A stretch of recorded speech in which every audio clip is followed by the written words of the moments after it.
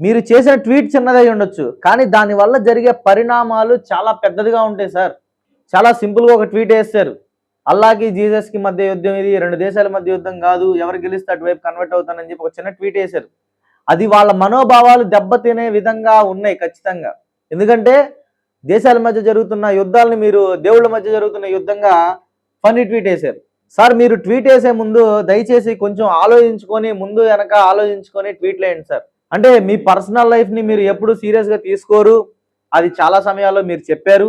And కనీసం మీకు good morning చెప్పినా నచ్చదు. తిన్నారా సార్ అని అడిగినా సరే మీకు నచ్చదు.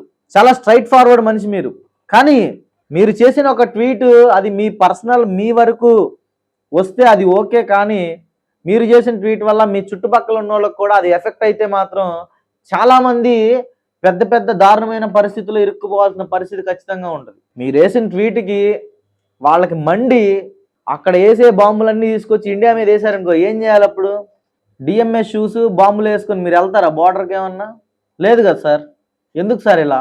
పొరపాటున ఏదన్నా వాళ్ళ మనోభావాలు దెబ్బతిని మనల్ని టార్గెట్ చేస్తే మన పరిస్థితి ఏంది? ఇప్పటికే మన దేశం మీద పడి ఏడుస్తున్నాయి పక్క దేశాలన్నీ గూడా. వీళ్ళకి ఇంత యూనిటీ ఎక్కడి నుంచి వచ్చింది? వీళ్ళు అసలు ఏంది? ప్రపంచం మొత్తం ఇలా ఉంటే ఈ భారతదేశం మాత్రం ఎందుకు సనాతన ధర్మం, సనాతన ధర్మం అని చెప్పి దేనికి లెక్క చేయకుండా ఇంత గట్టిగా ఉంటున్నారు? అసలు ఏంటి వీళ్ళ ధైర్యం ఏంటని చెప్పి పక్క దేశాలు ఆశ్చర్యపోయి మన దేశం పైన ఎల్లప్పుడూ ఒక కన్నేసి ఉంచుతున్నారు.